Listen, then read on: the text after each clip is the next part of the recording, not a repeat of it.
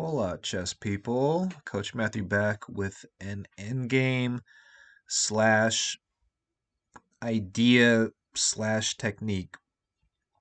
I'm not sure what we file this under in the playlists, but perhaps a video can go to multiple playlists in YouTube? I don't know. Anyways, that's not the point.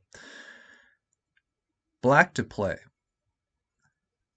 You can't win, but you can draw. Clearly, you can read. The idea is to make a fortress. Make a fortress. What does that mean? Your king is in an enclosure that it cannot be decisively attacked in. So, black to play. What do? Do you move a pawn? Well, no. In the end game, when you have a decision as to whether or not to move a pawn, and the pawn move is outright bad, do you move said pawn? Never.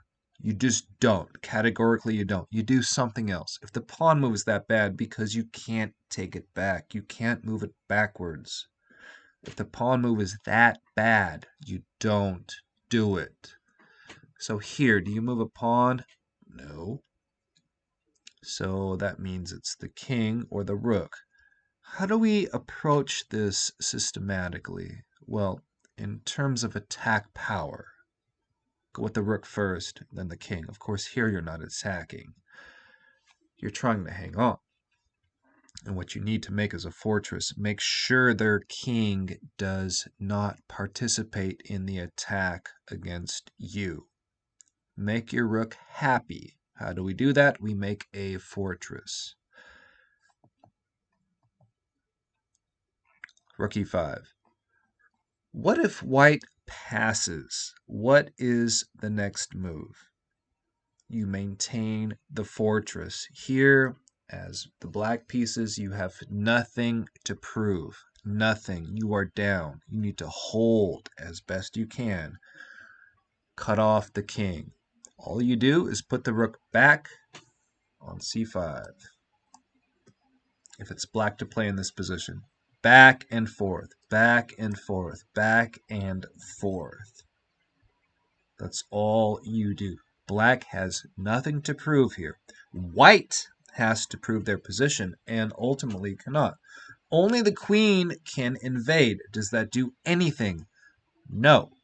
The queen by herself. There is too much space. White has nothing. Black, back and forth.